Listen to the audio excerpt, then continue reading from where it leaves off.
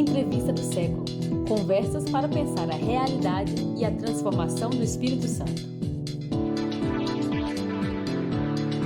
Olá, bem-vindo. Eu sou Vitor Taveira. Essa é a Entrevista do Século, programa semanal do Século Diário, diretamente aqui do estúdio 42B, no centro de Vitória. Essa e outras entrevistas estão nos nossos canais no YouTube, nas plataformas de áudio e também no seculodiario.com.br. Curta, comente, compartilhe e fortaleça a nossa imprensa alternativa aqui do Espírito Santo. Bom, se você acompanha a mídia, as redes sociais, né, nesse debate sobre fake news, desinformação, provavelmente você conhece o nosso convidado de hoje, já viu, ouviu ou leu por aí, né? Estamos aqui com o Davi Nemer, que é pesquisador do tema e é professor da Universidade de Virgínia, nos Estados Unidos. Para quem não sabe, ele é capixaba, né? Começou sua trajetória por aqui, numa carreira que vem aí, né, se especializando em temas relacionados com as mídias digitais e tudo mais. Davi, bem-vindo, obrigado por estar com a gente. Obrigado, aqui no Pedro. Século. A gente vai falar de vários temas, né, muito relevantes dessas questões contemporâneas, né, uns debates muito fortes na nossa sociedade hoje, nos últimos anos especialmente, mas queria que você primeiro contasse brevemente sobre sua trajetória, né, que se iniciou aqui no Espírito Santo, tem inclusive aqui um produto, né, debate, mas também tem pesquisas aqui, né, o Tecnologia do Oprimido e Favela Digital, né, são livros que estão aqui no nosso cenário para quem está acompanhando pelo YouTube. Como é que começou, né, a sua formação e como é que foi essa sua experiência no Espírito Santo, pesquisando justamente tecnologia, né? Obrigado, Vitor, é um prazer imenso estar aqui. Bom, quem me vê hoje e vê toda essa minha ação e produção acadêmica acredita que minha trajetória foi bem suave, no sentido em que eu sempre soube o que eu queria fazer, e isso não é verdade. Aqui no Brasil, a gente é obrigado a fazer uma decisão muito jovem, aos 18 anos, decidir que carreira você quer seguir. E eu, como professor lá nos Estados Unidos, na Universidade da Virgínia, vejo como que o currículo é diferente, que é muito mais flexível para as pessoas, ao entrarem na universidade, conseguirem ali mudar a concentração, né, dependendo ali do que eles descobriram na sua experiência universitária. Aqui não, você faz o vestibular e a grade ela é fixa e ali você tem que seguir. Quando eu fui fazer o vestibular, eu não sabia o que eu queria fazer. Tinha a menor noção do que eu queria. Então, eu fiz administração na UFES, aqui na Federal do Espírito Santo, porque a administração é um curso básico que te dá uma possibilidade de diversas direções. Diz que quem não sabe o que fazer, geralmente, muita gente que não sabe o que fazer vai para a administração. Pois o estereótipo pecha, aqui, né? Deu certo. Embora tem gente que sabe muito bem e faz, né? Sim. Obviamente. E o interessante da administração, pelo menos na UFES, e eu acho que é um caso das federais do Brasil, é que o foco não é muito só no business school, nesse modelo de MBA, mas sim nos estudos organizacionais. Sim. Então, eu li muito Foucault, eu li Marx, eu li Taylor, eu li Weber, coisa que numa business school, né, que hoje a gente tem essa redirecionamento da administração para uma coisa mais MBA, você não estuda muito, é aquela coisa muito mais prática e aplicada do que investimento no seu conhecimento da história, né, das organizações. E eu fiz meu vestibular ali em 2002, então eu pensei, vou fazer uma coisa também com computação, porque a tecnologia sempre me fascinou, claro, e sempre me interessei. Eu fiz e vendi o meu primeiro website quando eu tinha 12 anos. Vendi para uma empresa que vendia produtos submarinos. Então, sempre tive ligado ali. Então, eu fiz na FAESA, né, para ciência da computação, porque tinha essa coisa, né, da ciência da computação ser o futuro, a tecnologia é o futuro. Isso em paralelo, né? Isso. E aí, eu fiz o vestibular para os dois, passei nos dois. Só que em 2002, foi quando a gente teve, na época, né, foi a greve histórica nas federais. Acho que foi a greve mais longa, a ponto de eu só começar na UFES em dezembro. Então, nesse período de quase um ano, sem cursar na Federal, eu fiquei na FAESA fazendo ciência da computação. E aí, eu entrei de férias lá, comecei na UFES e fui tocando. E fui vendo até que ponto eu ia conseguir levar os dois. Aí, quando eu fui ver, estava escrevendo 2 monografias ao mesmo tempo, concluí os 2. E aí, também concluí sem muita certeza do que eu queria fazer. E a carreira acadêmica sempre me atraiu. Tanto é que na FAESA eu estava engajado em iniciação científica, né, que os professores convidavam os alunos, eu estava envolvido em 2 iniciações científicas, então essa coisa da pesquisa sempre me atraiu, e eu queria ter uma experiência fora do Brasil, né, ir para os Estados Unidos não era viável, já que o mestrado lá é caro e é pago, e a minha opção acabou sendo a Europa, né, então eu fui para a Alemanha fazer um mestrado em ciência da computação. E lá eu penei, porque lá era muito difícil. A ciência da computação lá era muito técnica.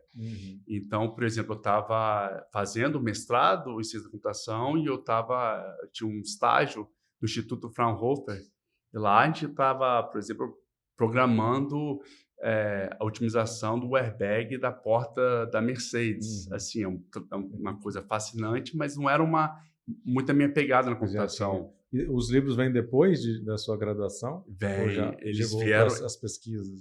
Os dois... Porque a sua pesquisa acaba sendo muito no lado mais social. Né? Menos na tecnologia, técnico, né? Isso. E durante o meu curso de Ciência da Computação na FAESA, eu participei dando aula e coordenando 2 cursos de inclusão digital. Então, essa coisa do social e do digital sempre me atraiu. E na Alemanha, eu me distanciei muito disso. Então, eu terminei um mestrado... Fiz uma ótima tese, foi muito puxado, mas ao mesmo tempo eu terminei sabendo que eu tinha uma certeza, que eu não queria ciência da computação. E é importante saber, né, ter essa certeza do que não quer, pegou o canudo e vamos para outra. Tão importante saber o que você quer, também você saber o que você não quer. Mas aí ali tive a certeza da computação. Mas ao mesmo tempo eu tinha essa questão com a tecnologia, com a computação, eu tinha esse interesse, mas não dessa forma técnica. E aí que eu fui para um doutorado na Universidade de Indiana, que chamava Computação, Cultura e Sociedade, que é uma espécie de antropologia aplicada aos estudos sociais da tecnologia e da computação. Comecei lá em 2010 e em 2012 eu faço a minha primeira pesquisa de campo, que é aí que nasce os projetos do livro, né? E eu vou voltar para falar dos livros, mas aí eu termino o doutorado, né? E começo minha carreira como professor. E como o meu doutorado, como eu falei, era uma espécie de antropologia aplicada à tecnologia, eu queria também ter uma fundação maior na antropologia pura. E aí eu faço um mestrado puro em antropologia sociocultural. Então eu faço uma volta ali até chegar onde eu justamente gostaria de estar, que é uma área relativamente nova e pouco expandida aqui no Brasil, que é a antropologia da tecnologia. E aí, né, termina essa minha formação, os livros começam ali em 2012, que é a minha primeira pesquisa de campo no Território do Bem, aqui em Vitória. Eu sempre tive esse compromisso de voltar para a minha cidade, voltar para querer entender toda essa desigualdade que a gente vê, mas a gente é treinado a não ver. Vitória é uma cidade extremamente rica, mas ao mesmo tempo é uma cidade onde que as desigualdades são imensas. Então, se a gente pegar os números de desenvolvimento humano e no PIB capixaba, eles são altos, mas eles mascaram porque o rico é muito rico, mas o pobre também é muito pobre.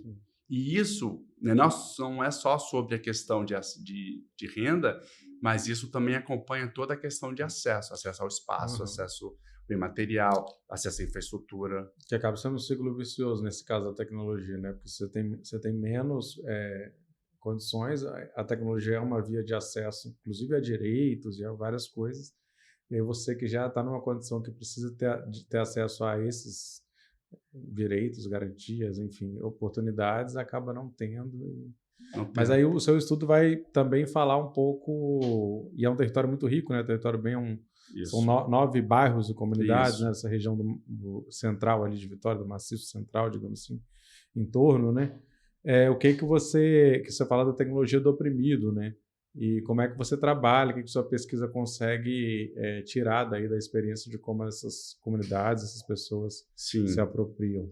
E, então, essa pesquisa começa em 2012 e o livro sai ali em 2022, ou seja, é um projeto de 10 anos que, apesar de eu ter feito a pesquisa de campo mais longa em 2013, de abril a a novembro, eu volto todo ano para fazer pesquisa de acompanhamento, né, que na etnografia é a pesquisa de a longo prazo.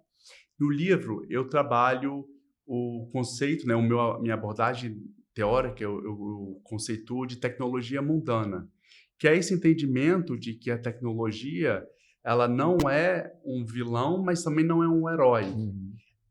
Tudo se baseia no apropriar dessa tecnologia para a libertação das opressões.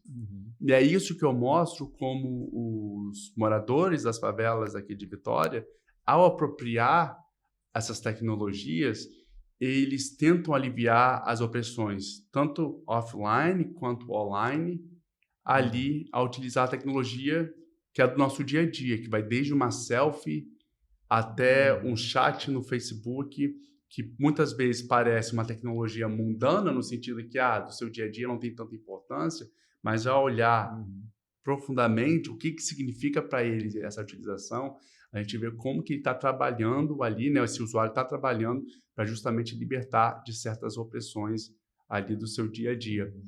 E né, lógico que eu trago esse olhar de como que eles apropriam essa tecnologia, mas eu também trago um olhar de como que, ao eles se inserirem nesse mundo digital, eles são expostos às mais diferentes opressões. E opressões aqui são o quê? Classismo, racismo, para as mulheres o território, né, o sexismo era bem intenso. Por exemplo, eles utilizavam muito o telecentro e as lan houses, já que eles não tinham o acesso ao computador em casa. Algumas pessoas tinham, mas eles não conseguiam assinar uma internet porque as operadoras não investiam na infraestrutura lá e simplesmente eles falavam que não tinham lugar na chamada caixa cinza para eles irem lá com cabo e ter um acesso à internet. Então, esses centros acabam virando de referência de acesso à internet, mas também no centro comunitário.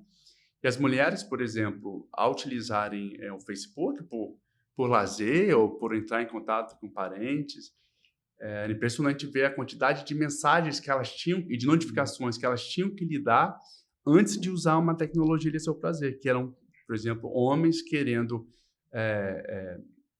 seguir, né, ter a amizade aceita, justamente para ter um ganho sexual, mulheres que tinham chats com conteúdo obviamente não solicitado de órgãos genitais dos homens, buscando ali um avanço que é justamente o entendimento, né, do homem branco que mora fora desses territórios, de objetificar o corpo negro da mulher na favela, achando que simplesmente um objeto de sexo, eles podem apropriar da forma que eles quiserem. Então, elas têm que lidar o tempo todo com essa questão para justamente ter um acesso a que qualquer homem teria, né? Assim, qualquer tipo de assédio virtual.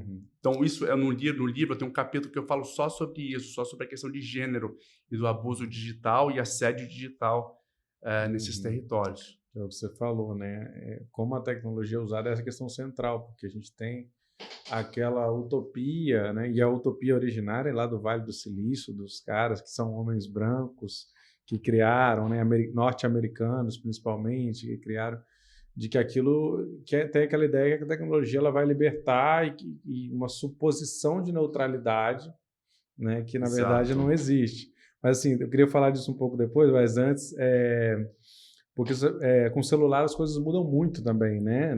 Desse início da sua pesquisa até hoje mudou totalmente a acessibilidade, embora assim, tem quem fale que a inclusão digital, ela na verdade é uma utopia, né? Porque quando você conseguir chegar numa inclusão, numa dada tecnologia, já está surgindo outras e outras que são caras, enfim, outras ferramentas, outros softwares, outros programas que você precisa de uma atualização constante, né? Uma mudança muito rápida, né? Não sei como é que você enxerga essa coisa do acesso, né? Sim. Como é que é a questão desses territórios? Teve uma mudança de comportamento ali, justamente de uso, não porque os computadores ou os telecentros, até mesmo os lan houses, ficaram obsoletos. Pelo contrário, a Prefeitura de Vitória simplesmente achou que não valeria a pena investir em laboratórios de informática, o que mostra como eles não tinham a menor noção do que eram esses telecentros. Esses telecentros, antes de tudo, eram centros comunitários. em zonas de risco, por exemplo, lá no Território do Bem, que ali em 2013 estava muito intenso, porque devido a, né, entre aspas, processo de pacificação que estava acontecendo no Rio, muitos traficantes subiram para Vitória, se colocaram ali em confronto com os já estabelecidos, então tinha muito tiroteio. E ali, nos telecentros, eles achavam um abrigo seguro. Tinha um acordo ali entre o movimento e que em lan house e telecentro não se mexe. Não se entra lá para causar confusão. E as pessoas sabiam disso lá, eles se sentiam seguros. Ao mesmo tempo que ali as pessoas se autoajudavam num processo de alfabetização. Não alfabetização digital, alfabetização em si. O livro conta a história da Alice, em que com 15 anos ela estava na 7ª série, não sabia ler nem escrever, mas por causa da ajuda ali dos amigos e por ela ter uma vontade de saber qual era a conversa dos amigos no Facebook, para que mais tarde ela chegasse na pracinha de Tararé e pudesse continuar no assunto, ela se esforçou e com a ajuda ela conseguiu um processo que a gente pode chamar de semi-autoalfabetização. Ali em abril ela conseguia fazer o login assim, porque ela tinha uma colinha onde que ela copiava os desenhos, né, que na verdade eram letras, mas para ela era desenho. Mas no final, ali em novembro, ela já estava engajando em chat mais sofisticado, estava conversando com as pessoas, já estava entendendo, já curtia foto, já comentava em foto. Ou seja, isso numa utilização digital individual, como é o celular, você não tem. Você perde essa sociabilidade que acontece dentro desses centros. E, né, ao fechar esses telecentros, como que você garante que, por exemplo, uma pessoa que quer fazer um currículo vai digitar aquilo no celular, né, fazer um dever de casa, vai fazer no celular? A experiência do usuário para fazer trabalhos mais complexos num dispositivo móvel é horrível. Exatamente. Por exemplo, eu não digito meus trabalhos, eu que sou professor, não digito artigo no celular, né? Então, por que para o pobre tem que ser assim? Por que não pode ter acesso a uma coisa que deu certo, estava dando certo, mas por ser um projeto social e no corte de custos, né? Projetos sociais são os primeiros que vão embora, infelizmente. Então, os telecentros fecharam, deixaram as pessoas desamparadas lá, pede-se uma referência comunitária. E aí, mais uma vez, eles são deixados a essa questão individual da tecnologia. A desculpa ali, que ao fechar, era que iria expandir o Vitória Online, que é a rede de Wi-Fi, só que todo mundo que é de Vitória sabe que não funciona, mal funciona. Lá, mal funciona. Então, eles foram largados, mais uma vez desamparados, nesse processo, né, de digitalização do nosso dia a dia, né? Como você falou, cada vez mais os serviços estão ficando exclusivamente online. Exatamente, os próprios serviços públicos, né? E aí você não dá a condição, por exemplo, tem aplicativo para dizer que horas passa o ônibus, mas aí você precisa de internet, porque no ponto de ônibus não tem nenhuma informação sobre os ônibus que passam ali, né? Se chegar lá não tem ninguém para perguntar, ou a pessoa não sabe, você não tem, né? Então é uma contradição e assim, como você fala, os telecentros poderiam ser, na verdade, uma ponta de lança de um processo de inclusão coletiva, né? Dialogado e tudo mais. Eu queria voltar nesse tema que eu falei aqui um pouco que você falou, da tecnologia, ela é neutra. Quais são essas questões que nós precisamos considerar, né? Porque a gente está falando hoje, não estamos falando de organizações beneficentes que defendem a democratização, estamos falando de grandes corporações hoje, né? Que basicamente concentram os acessos na internet, né? Então, assim, elas estão hoje ali com muita pressão, né, em torno de legislar. A gente teve, inclusive, esse episódio, né, essa semana, que envolveu o Choquei e também outros. Na verdade, o Choquei reproduziu uma fake news, né, que levou, né, uma causa de um suicídio, né. Então, assim, cada vez mais as coisas vêm tomando rumos bem preocupantes, assim, né? Então, eu queria saber, assim, um pouco como é que você vê, assim, como é que essa coisa se manifesta, porque quem é que está à frente desses processos? Bom, a tecnologia não é neutra, nunca foi, Isso é um mito que se vende para entender que a responsabilidade é 100% do usuário, né, utilizar uma tecnologia, como se a tecnologia ali só faz aquilo que o usuário pede. Não é bem assim. Bom, a começar que a tecnologia, ela é um artefato social. Ele é um ator social que interage aqui nessa rede de humanos e não humanos, né? E nessa colaboração, a gente acaba produzindo feitos e acontecimentos em que, nessa troca humano e não humano, né, humano e máquina, é uma relação em que compartilha-se a agência social também. Então, quando a gente tem uma tecnologia que ela é definida e desenvolvida em uma geografia como o Vale do Silício, onde que todos são homens brancos de família classe média alta, a visão de mundo deles é que vai ser estipulada ao desenvolver essa tecnologia, né? Cada linha de código ali, apesar de ser uma inferência técnica, ela representa uma visão de mundo e todo o viés cultural, viés de vida das pessoas vão ser embutidas ali nesse código. Por mais que há formas de você tentar ser o mais neutro possível, a neutralidade como objetivo ela é impossível. Novamente, todo artefato social ele é baseado num viés cultural, num viés da onde esse artefato sai, da cultura de onde que ele sai. Então, a tecnologia não é diferente, ela vai seguir. Então, quando a gente tem uma tecnologia que vem do norte, norte global e vem para o sul, é claro que a gente vai lutar com essa tecnologia, porque essa tecnologia não foi feita para a gente, principalmente em espaços como na favela. Eles vão ter que lutar ali o tempo todo para fazer a apropriação e fazer essa tecnologia funcionar para eles. A tecnologia já não funciona do ponto zero, né, para eles. Eles têm que fazer essa tecnologia funcionar. Então, é esse mais ou menos o entendimento de que a tecnologia não é neutra. Hoje fica um pouco mais explícito, porque nós temos as tecnologias, ou vamos dizer assim, né, mais ativas, os algoritmos das inteligências artificiais, que trabalham de uma forma um pouco mais autônoma, em que fica muito claro qual é a intenção da plataforma, né, ao ver funcionar esse algoritmo. Então, por exemplo, no Facebook ou no Twitter, no Instagram, o algoritmo ele dá prioridade a um conteúdo que gera uma comoção, tanto negativa quanto positiva. A comoção negativa ainda tem uma maior prioridade. Então, por isso, quando a gente vê as chamadas desinformações ou fake news viralizando, e você vê qual é o conteúdo dessas desinformações, geralmente são desinformações que chocam, né? A ponto da conta ser chamado choquei. A gente volta ali um pouco. Mas que chocam, que geram raiva, porque o ser humano, é da natureza humana, engajar com esse tipo de conteúdo. Então, o algoritmo, as plataformas desenvolvem um algoritmo para deixar esse tipo de conteúdo à frente do usuário o máximo de tempo possível, né? Não só esse conteúdo, mas diversos outros, porque eles pegam esses dados de hora, né? De quantas horas o usuário passa na sua plataforma para vender para o anunciante, para falar, olha, o meu usuário passa X horas aqui na minha plataforma. Então, se você anunciar aqui, a sua marca terá muito mais chance de ser vista por esse tanto de usuários. Então, é a chamada capitalização ali da economia da atenção.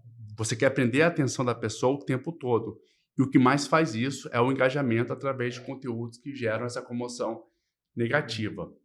E aí, sabendo disso, aí que se parte para essa conversa sobre regulamentação. Porque nos Estados Unidos, a gente tem a seção 230, em que protege as plataformas da responsabilidade de todo o conteúdo ali publicado nas plataformas, porque a Suprema Corte entendeu que quem publicou é que é o responsável. Como se as plataformas fossem só as publicadoras ali. Elas não têm nenhum dedo delas para impulsionar qualquer tipo de informação. Hoje, os algoritmos, isso cai por terra. Né? Os algoritmos, quer dizer, eles não são públicos, os algoritmos, né? Eles são internos. Esse mecanismo de entrega não está claro. Você pode supor, né? Inclusive, é uma coisa que a gente queria falar depois, a extrema-direita tem entendido, né? E aí Sim, você vai por tentativa, erro, estudo, enfim, vai entendendo o que funciona e o que não funciona, né? sim. Não, já há muitos estudos que comprovam esse Uhum. comportamento, né? Mas isso realmente é uma desculpa que as próprias plataformas falam. Que elas falam, os nossos algoritmos para os usuários é uma caixa preta, porque é patenteado, vocês não têm acesso ao código, então vocês não podem falar que se comporta assim. Só que os estudos já mostram. E ficou muito mais claro quando a Frances Haugen, que era uma funcionária do Facebook, ao testemunhar perante o Congresso americano, ela desenhou aquilo que nós pesquisadores já estávamos falando há tempos. Mas é claro que ela tem um peso maior porque ela vem de dentro, ela vem com Uhum. dados de dentro que ninguém teria acesso. Então ficou provado mais do que nunca que esse é o comportamento das plataformas.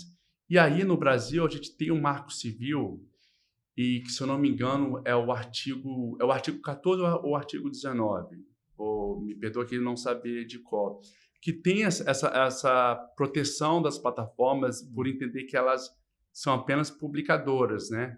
Quem que publica a informação é que é responsável. Mas no Brasil é um pouco melhor do que nos Estados Unidos, porque ao pedir judicialmente para, né, se uma pessoa entra com uma ação para retirada do conteúdo, né, a outra pessoa, né, caso seja julgado dessa forma, a outra pessoa tem que tirar. Se essa pessoa não retira, as plataformas são civilmente responsabilizadas pela manutenção daquele Uhum. conteúdo. Então, as plataformas têm que tirar.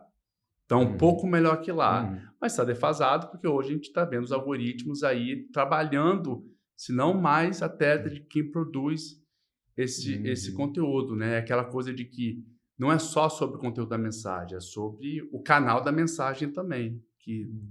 define muito como essa mensagem é Exato. lida, como ela é absorvida. Uhum.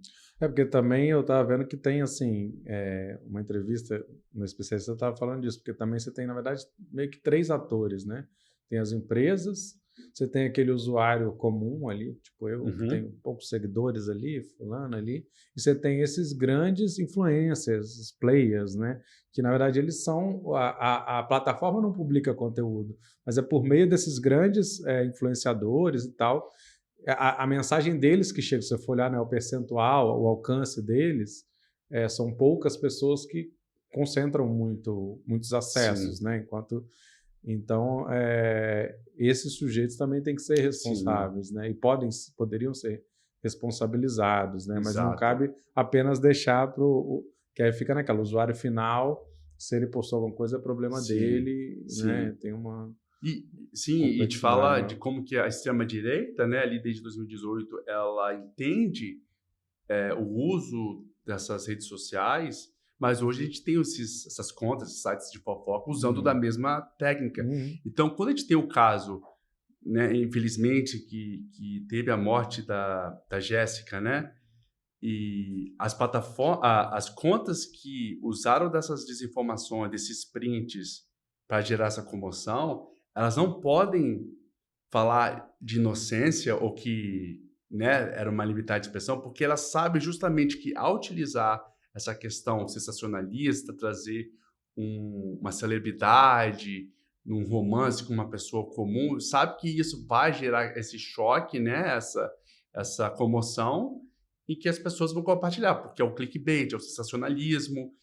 Então, é justamente assim que elas cresceram. Então, elas não podem depois falar que só republicaram aquilo que foi passado a elas. Não, elas fazem o mesmo jogo para ganhar nessa Uhum. economia da atenção do que os outros fizeram. Então, isso traz de volta, o Silvio Almeida, nosso ministro de Direitos Humanos, até fez uma sequência de tweets, né, falando realmente que é preciso a regulação, porque esse é até difícil falar que se é crime ou não, porque a gente não tem uma regulamentação que vai tipificar o que aconteceu. A gente não tem. Pode ter ali, não sou advogado, né? Então não sei direito, mas Uhum. claro que vai ter alguma questão ali que vai gerar uma responsabilização. Mas tendo uma regulamentação que nos ajude a entender justamente casos como esse, é que a gente vai poder devidamente responsabilizar, né? E aí a lei e regulamentação, como forma pedagógica, vai educar para que os outros não voltem a fazer isso novamente, porque vai ter uma penalidade, né? Então, a nota da Choquei, por exemplo, foi um escárnio ali, né? Se utiliza da mesma estratégia da extrema-direita de falar que eles são inocentes porque se estão utilizando o seu direito de liberdade de expressão. Isso não é, né? Você pode, de repente, ter o direito de informar, mas você não tem o direito de desinformar. Essa é meu entendimento, né? Você acha que a internet amplia a desinformação? O que a gente chama hoje de fake news, que sempre existiu, né? Mas agora parece que ganhou uma escala... Amplia justamente porque os algoritmos eles tendem a priorizar a desinformação, porque a desinformação ela vem carregada, né, de comoção negativa. Então, por isso que é comum ver muita teoria da conspiração hoje em dia nas redes sociais, sendo que as teorias da conspiração sempre existiu, mas os algoritmos, o que eles fazem? Eles trazem essas teorias, essas desinformações que sempre perambularam pela periferia do debate público, elas trazem para o centro do debate público. Aí que está o problema. Porque uma vez essas teorias, né? Porque, como você falou, mentira sempre existiu, desinformação sempre existiu, teoria da conspiração sempre existiu, mas sempre existiu ali, naquela periferia, onde que o dano não era tão grande, né? E que literalmente a pessoa tinha que fazer um esforço muito grande para acessar esse conteúdo e para acreditar, né? Não só acessar, mas para acreditar. Hoje não. Hoje, ao trazer para o centro, as pessoas são bombardeadas por esse tipo de conteúdo ao tempo todo, o que reforça essa ideia de que, eu recebi uma vez, não acreditei, mas eu acabei recebendo 2, 3, 4, pode, né? Só pode ser verdade, estou recebendo. E a partir do momento que você acessou um conteúdo desse, ele passa a te recomendar conteúdos similares. Similares. Tem essa coisa também. Então, exato. Você vai sendo rodeado disso aí. Então, é aquele tipo de pensamento. Se eu recebi aqui uma vez, 3, 4, 5 vezes, então deve ter algum fundo de verdade aqui. E aí as pessoas começam a acreditar, porque são expostas diariamente a esse tipo de conteúdo. Então, aí a teoria da conspiração vai se tornando ali uma verdade para a pessoa, aí que a gente perde, né, vamos dizer assim, as pessoas para essa nova forma de se fazer verdade. A verdade, ela sempre foi produzida dentro ali dos repositórios acadêmicos de pesquisa, onde se segue uma metodologia, se segue avaliações por pares, enfim, tem toda uma metodologia, um esquema para a validação de uma verdade. E essa verdade, a gente entende que não é absoluta. Ela pode ser questionada dentro dessas próprias regras. Mas hoje a gente vê com as redes sociais um novo repositório de verdade sendo produzido, mas que não segue qualquer tipo de metodologia, não segue qualquer tipo de validação. O próprio jornalismo tem as suas metodologias, né? Quer dizer, esse sensacionalismo, na verdade, é uma deturpa a obrigação do jornalista ao receber um material desse seria averiguar, né? Exato. Ir atrás para saber se era uma notícia verdadeira ou não. Então, difundir porque saiu em tal lugar e eu reproduzi, sendo que você não tem critérios para, né? É uma responsabilidade também, né? Muito grande. É uma infração. Então, a gente tem essas redes sociais em que, né, às vezes a gente até brinca, né? Eu trago um artigo aqui, um estudo que foi avaliado por pares, né, processo editorial, mas aí vem o tiozão do WhatsApp com uma opinião que achou lá no Twitter, então é uma verdade maior que esse. E isso que você falou do jornalismo mostra a crise do jornalismo que a gente vive, porque hoje se dá muito mais ênfase em colunas de opinião editoriais do que o jornalismo em si, como a checagem de fatos, né, de ir lá investigar. Então, hoje, o que mais roda nas redes sociais são justamente essas colunas, esses editoriais, né, os famosos editoriais do Estadão, da Folha, que você lê aquilo e fala, não é possível que a Folha e o Estadão, que saíram de 4 anos de um bolsonarismo que vivia atacando o jornalismo, eles saem e ainda continuam nessa prática, é justamente para apimentar para que esse tipo de comportamento volte, né? Mas fazem isso justamente porque os editoriais vêm com títulos que parecem clickbaits, que vai gerar sensacionalismo, que vai chamar as pessoas, tanto as que vão apoiar, tanto quanto aquelas que vão criticar. Quando ela vai ver, é o conteúdo mais compartilhado nas redes, é o conteúdo mais clicado, e para eles a mesma coisa, eles precisam trazer o tráfego das redes sociais para as plataformas deles, para justamente as pessoas verem os anúncios lá. Essa é a grande corrida, e por isso que a gente vê hoje a Globo tão engajada nessa coisa da desinformação e da regulamentação. No Fantástico, né, passado, retrasado, teve essa coisa da inteligência artificial reproduzindo falas de atores, jornalistas conhecidos da Globo para vender produto, porque eles estão perdendo anúncio justamente para as plataformas. Eles são competidores. Exatamente. O fato do New York Times bater de frente o tempo todo e por muito tempo com o Facebook, não é porque o New York Times, a crítica está correta, não é porque eles estão na crítica porque a crítica é correta, porque eles estão perdendo anúncio para o Facebook. A mesma coisa que finalmente, não sei se é finalmente, né? Aqui não é uma briga de mocinhos, mas a grande mídia antenou para isso, que se tem que regular. Não regular, eles vão perder tudo para as plataformas. É curioso, assim, a primeira vez que eu conheci um terraplanista, eu vi um pouco numa bolha, né, ali, não tenho muito contato, eu fiquei meio chocado, principalmente porque ele tinha argumentações para tudo, assim. E claro, né, você não vai acreditar nisso, mas você vê que há ele passou por um processo de formação ou deformação política, assim, porque você questiona e ele tinha uma resposta. Quer dizer, isso foi trabalhado, ele dedicou um tempo para se aprofundar nessas teorias conspiratórias, né?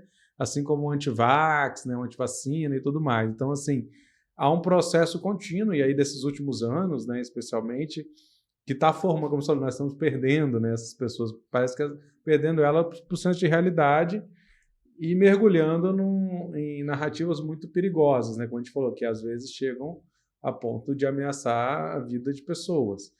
Mas eu queria saber por que você acha que a extrema-direita tem conseguido ocupar com tanta eficácia e recrutar pessoas, né, a partir desses mecanismos?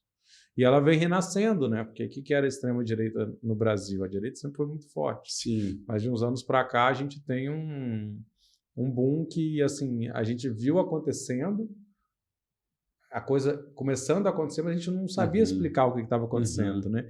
E a eleição de Bolsonaro culminou a gente, e agora, né? Sim. Por que você acha que eles tiveram tanta eficácia? Eles tiveram tanta eficácia porque a gente estava caminhando num país em transe, né? Citando aqui o próprio documentário da Petra, né, que ela fala da democracia em vertigem. O Brasil estava em crise ali no pós-2013. Não incluo 2013 aqui, senão a gente não termina hoje essa conversa. Mas começando ali em 2014 em diante, a gente entra numa crise nacional onde a gente tem grupos como Vem Pra Rua, Revoltados Online, o MBL, trabalhando insistentemente para criar-se uma percepção de um país em declínio, onde que no Brasil a gente, independente se você é de direita ou de esquerda, a gente sempre desconfiou do sistema, a gente sabe que o sistema é corrupto, né? É difícil acreditar, já que a gente vive num país onde que, né, é justamente aquela fala que ficou muito famosa em 2013, né, que a gente está construindo estádios padrão FIFA, mas o acesso à educação, acesso à saúde não é padrão FIFA. Então, ali começa-se a realizar, né, para essas questões que estavam sendo jogadas nas nossas caras, essa insatisfação com as instituições aumentam, né, com o sistema político como um todo, não era com a Dilma em si, tanto é que Dilma depois ela é reeleita, foi uma das eleições mais apertadas, mas foi. As pessoas foram ali, mas o que acontece de forma bem resumida, em 2014, esses grupos que eu citei, eles tomam proveito, ocupam as ruas e as redes. Lembre-se, ali em 2014, 2013, o WhatsApp não era tão popular ainda. O Orkut tinha acabado de perder o posto para o Facebook como rede social mais usada. Então, eles ocupam a rede e as ruas e coaptam as pessoas com essa sede de mudança social para o lado deles. Por isso que em 2013 a gente vai de uma coisa plural para 2014 sendo extremamente trazida para a direita e para a extrema-direita, e ali acaba virando essa guerra de narrativas que é mais desses grupos, né, das pessoas que aderiram contra o governo em si. O governo não tinha ninguém ali para os defender, como hoje a gente tem, né, uma presença muito maior de grupos de esquerda e de uma imprensa focada em preceitos progressistas, por exemplo, né? Naquela época, não. Então, toda essa insatisfação, ela acaba sendo não saciada, mas alimentada através desses conteúdos e dessas narrativas que começam a viralizar ali em 2014. Não só nas redes, mas nas ruas.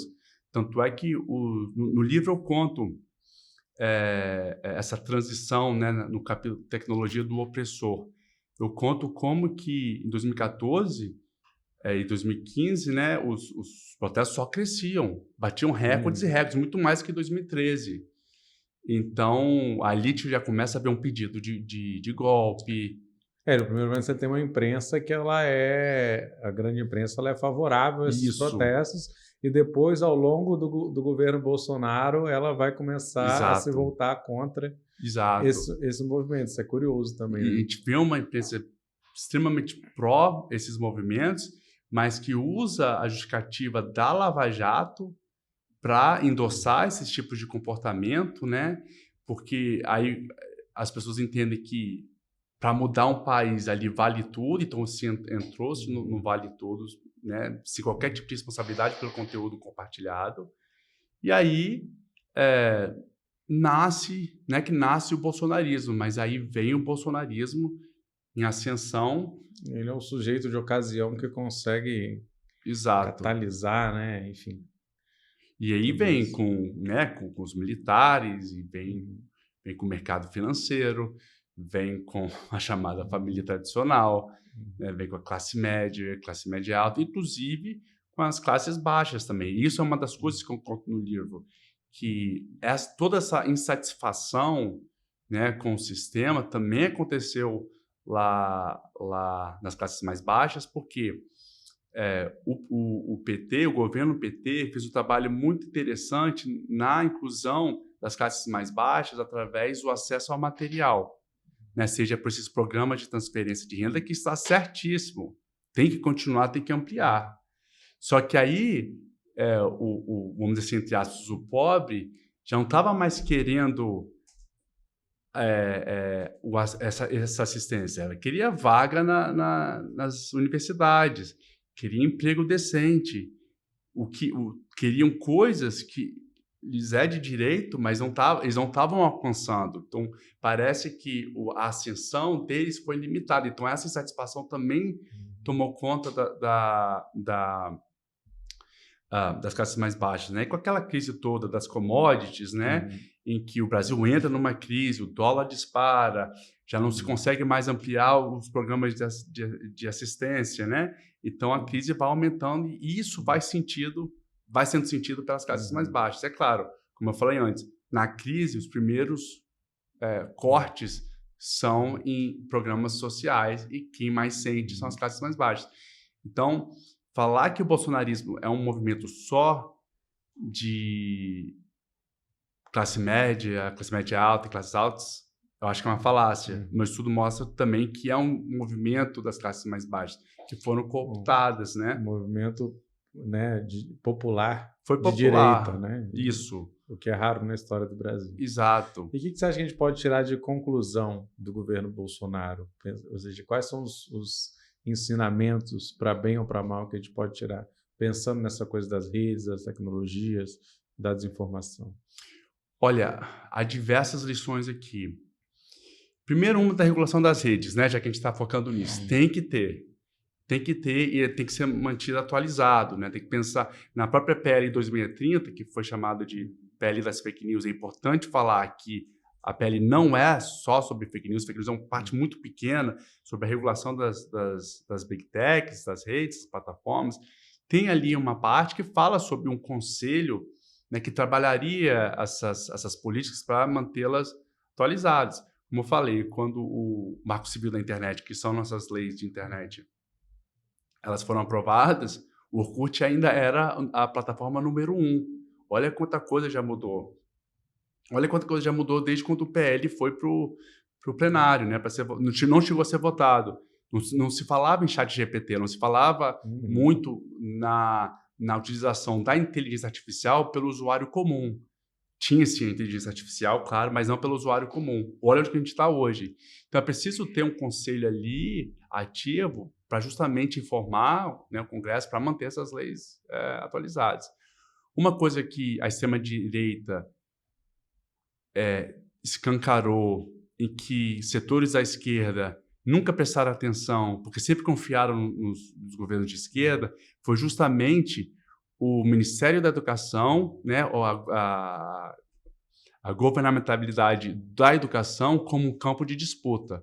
A extrema-direita, né, do bolsonarismo, trazendo esses ensinamentos do Steve Bannon, da guerra cultural, da revolução cultural, eles entendem que tem que ser feito pela educação. Por isso que o Olavo de Carvalho ele sempre foi ativo nessa coisa dos livros, de trazer livros de escritores de extrema-direita, do conservadorismo dos Estados Unidos para cá. A Brasil Paralelo hoje faz isso. Ela se vê como uma concorrente ali às universidades brasileiras. E ficou muito claro como que a ideologia durante o governo Bolsonaro, a ideologia cultural ali, foi pesadamente jogada no Ministério da Educação. Teve o Vélez lá, depois o Weintraub, né? E foi um show de horror justamente porque entendia-se que a revolução cultural deveria vir através da educação. E isso chamou muita atenção das pessoas.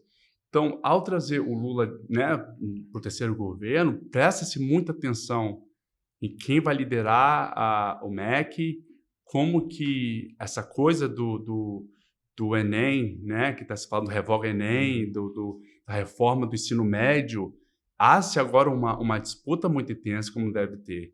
E quando a gente abre a caixa preta de quem está interagindo, quem está ocupando os espaços das secretarias ou dos designs, né, desenvolvimento dos currículos escolares, a gente vê a Fundação Lehman extremamente ativa nessa atividade curricular. E a gente não pode deixar isso acontecer. Né? A educação não pode ser vista como uma área empreendedora. Não é isso. A educação é muito maior que isso. Então, a extrema-direita, ao tentar conquistar, abriu o olho da esquerda, e ao abrir esse olho da esquerda, a esquerda viu que quando a esquerda volta para o poder, não é a esquerda que lidera essa reforma educacional. Na verdade, são todos esses think tanks neoliberais que tentam se apropriar do desenvolvimento curricular. Isso é um legado que a extrema-direita deixou, mas que beneficia a gente para finalmente tentar ocupar esses espaços de desenvolvimento de currículo escolar. Isso a gente não pode ceder, por exemplo. Pelo menos é o que eu acho. E... Enfim, tem diversas outras coisas aqui que o bolsonarismo fez, né? Toda essa crise da segurança pública, né? Desse enfrentamento. Hoje a gente tem lá, no governo de São Paulo, o Tarcísio, que vem sobre esse preceito, né, de lei e ordem, né? Law and order, que não vai negociar com ninguém, que nessa coisa do bandido bom é bandido preso, morto, enfim. Está vendo a crise da segurança pública que está em São Paulo, porque é um Estado que tem sido historicamente liderado pelo PSDB, que tem ali suas formas de negociar com as forças presentes, né, do Estado, e agora a gente vê uma pessoa totalmente de fora, não entende o contexto paulista, quer bater de frente, e a gente vê essa crise que parece não ter fim. Então, a segurança pública é uma coisa que a gente precisa repensar e é uma pauta que a esquerda precisa reconquistar. A da economia está reconquistando, por exemplo, com essa reforma tributária que o Fernando Haddad conseguiu aprovação. Mas é interessante, porque o centro, e até mesmo a centro-direita, vê com bons olhos essa reforma tributária, mas não agrada a esquerda. Né? Mas, ao mesmo tempo, quem está do outro lado, que acha que tudo é esquerda, não pode achar que as ações do Haddad são ações comunistas, por exemplo, né? Que eles gostam de falar que tudo é comunista. Não é, pelo contrário. Então, hoje o Haddad agrada muito mais o outro lado do que o lado da esquerda. Mas que, num país em que, para ter uma virada é extremamente difícil, não se faz com uma reforma tributária, eu acho que é um passo importante. É difícil até imaginar como estaríamos, né, se o Bolsonaro tivesse vencido, e foi por muito pouco que ele perdeu. Né? Eu queria que você falasse um pouco também, assim, como você, né, mora nos Estados Unidos, pesquisa, acompanha muito o Brasil, o que você vê de paralelo e de diferenças, né? Porque a gente tem uma pequena diferença de tempos, mas assim, os processos, né, o Trump vem o Bolsonaro, né? O Trump perde, o Bolsonaro perde. Agora o Trump está se preparando para outra eleição, o Bolsonaro e passando por tentativas, né, de inelegibilidade. O Bolsonaro está inelegível, mas não sabemos o que é. Enfim, a extrema-direita, com ele ou sem continuar, sendo uma força política fundamental. O que você vê assim, de proximidade desses processos e diferenças e por quê? E tivemos, né, uma invasão ao parlamento, né, lá e aqui. 2 anos, só erraram 2 dias. Né? Não é de se surpreender, né? Não é de se surpreender essa movimentação, já que o Brasil, historicamente, tem sido distanciado muito do modus operandi europeu, tem se aproximado mais do modus operandi americano. Né? Então, uma das diferenças principais nesse processo todo é a atuação das Supremas Cortes, tanto americana quanto brasileira, que é aí que a gente vê a diferença maior. A nossa Suprema Corte, não vou entrar aqui em detalhes, porque, novamente, não sou jurista para julgar, mas é o que segura ali pautas progressistas, né? Por exemplo, o casamento LGBT, né? Que teve recentemente uma tentativa de reformular os direitos LGBTs, principalmente na questão do casamento. Não foi a nenhum lugar, mas teve essa tentativa e a Suprema Corte nossa já tinha falado que isso não seria legal, né? Não seria constitucional. A questão do TSE ser bem ativo durante as eleições também, né? Lá, agora que a gente vê algumas cortes agindo, mas umas cortes mais locais, agindo ali e responsabilizando o Trump, mas a Suprema Corte lá, ela é extremamente política também. Não adianta falar que a Suprema Corte não é política. Lógico que é a primeira indicação política, né? Tudo é político. Então, lá é muito mais visível a separação do conservador para o liberal, que lá são progressistas. Quem indica, né, basicamente, são 2 partidos que governam praticamente tudo, e eles que indicam, inclusive, localmente. Né? Exato. Então, lá, a Suprema Corte, por exemplo, se desfez do entendimento do Roe versus Wade, que era o caso que dava direito nacionalmente ao acesso ao aborto, né, aos direitos reprodutivos das mulheres. Isso foi recentemente retirado e hoje o aborto não é um direito nacional. Depende das cortes estaduais locais como que elas entendem isso, que é um retrocesso imenso. Né? Na mesma coisa que diversas decisões locais têm trazido os Estados Unidos para esse lado mais conservador, enquanto a nossa Suprema Corte tem segurado um pouco mais para o lado das pautas progressistas, né? O que tem segurado, porque se depender do nosso Congresso, né, de volta para a Idade das Pedras, quase. Não, a gente não tem um Congresso que pensa ou imagina um Brasil daqui a 10 anos, né?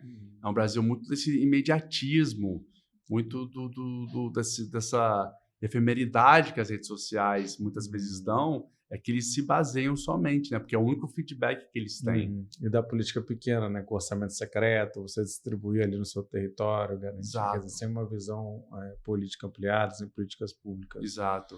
mais consistentes. Exato. Então, eu diria que a forma de agir da Suprema Corte, né, dos países é o que tem de maior diferencial aqui e que tem efeito direto. Por exemplo, hoje o Bolsonaro não é elegível, né? O Trump ainda é elegível lá nos Estados Unidos. A decisão da Suprema Corte Estadual do Colorado vai ser ainda julgada pela Suprema Corte Nacional, que é conservadora. Que é conservadora. Então, a expectativa é que seja revogado, por exemplo, né? Que ele volte para a súmula de votação no estado do Colorado. Então, eu acredito que ele vá concorrer às eleições. Mas quanto ao modus operandi, a forma de atuar de ambos é a mesma? É parecida? Guardadas as proporções, né? É bem parecido, né? Porque ambos focam o tempo todo no pânico moral como política. Está o tempo todo falando de políticos da esquerda que vem ferir a família tradicional, sempre traz aquela mesma ladainha que vem lá do tempo da Alemanha nazista sobre julgar o comunista ou julgar a esquerda como pedófilos, né? Tanto é que o lema de salvem as crianças do QAnon se infiltrou diretamente lá nos republicanos. Então, hoje, por exemplo, diversos estados proíbem drag queens, por exemplo, a lerem para crianças nas bibliotecas, que era a prática muito comum, né? Atividades que as pessoas leem para as crianças nas bibliotecas, tinha diversos lugares em que as drag queens liam para as crianças, então foi proibido, né, no estado do Tennessee, se não me engano. Toda essa questão do banheiro também, né, que não pode pessoas trans ali, de acordo com como elas se identificam, acessar. Então, todo esse pânico moral é o que eles trabalham em cima e é o que mais gera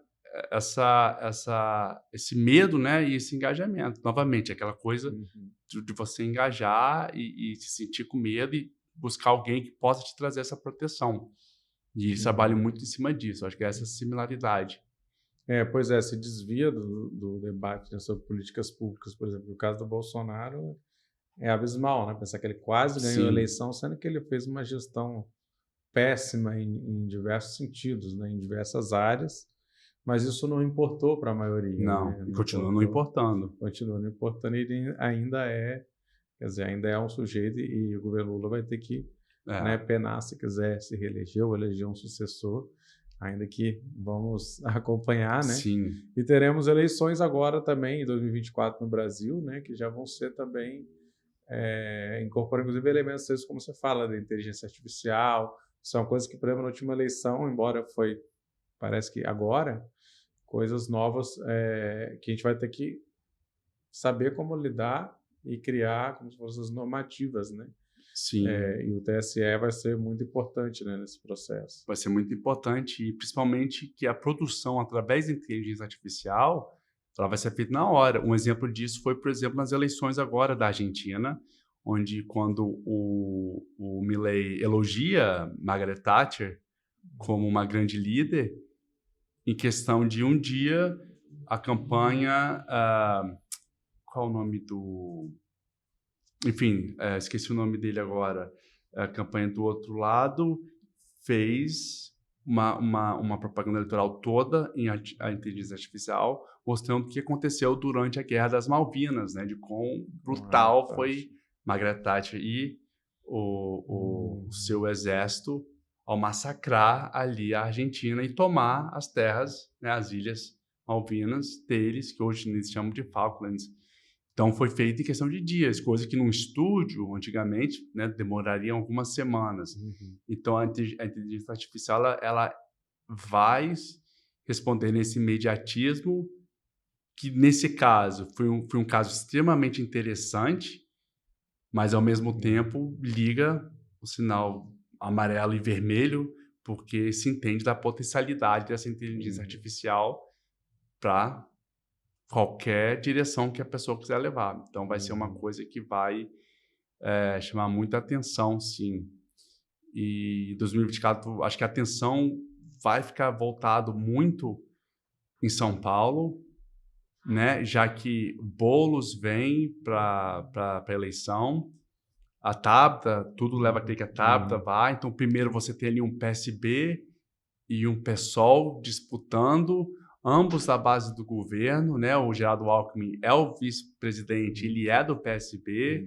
O Dino, que acabou de ser indicado e confirmado para a Suprema Corte, ele é do PSB, então tive o PSB forte aqui. Vai ser interessante como que o governo vai se comportar ali em São Paulo. São Paulo sempre foi essa prévia, né? E o lugar onde mais se esquenta a questão da disputa eleitoral, justamente pelo simbolismo que a capital representa para o país. A atenção ali vai ser muito interessante ver essas dinâmicas que acontecerão lá. E ver também como o Bolsonaro vai se comportar também, como o Tarcísio vai se comportar também, quem vai ser os candidatos dele. Acho que São Paulo vai ser o que mais trará assim, de uma prévia do que a gente vai ver para as eleições gerais 2 anos depois. Vitória vai ser muito interessante também, né? Tudo leva a crer que... Eu aqui supondo, tá? Não sei. Tudo leva a crer que o João Coser talvez tente, e o Lula já falou que ele vai investir nos candidatos do PT, nas capitais. É o único candidato viável do PT, a princípio, no Sudeste, né? O João Coser. Exato. Então, o Lula já veio aqui para a inauguração do contorno, ele sentou ao lado do João Coser, então o João Coser já tem essa presença ali do lado dele. Também Vitória vai fazer parte ali da atenção do cenário político nacional, porque é onde que também o PT vai jogar suas fichas, vai investir. Beleza, obrigado, Davi Nemer. Obrigado, essa foi Vitor. a entrevista do século, produção e locução minha, Vitor Taveira, apoio técnico hoje do Tony Braga, aqui no estúdio 42B. A gente volta, né, sempre às quartas-feiras, 8h30, com temas importantes para pensar o Espírito Santo, o Brasil e o mundo, como essa conversa aqui com o Davi. E lembrando que notícias diárias, análise e outras informações sobre o Estado, acesse séculodiario.com.br. Valeu, até logo. Valeu. Entrevista do século. Conversas para pensar a realidade e a transformação do Espírito Santo.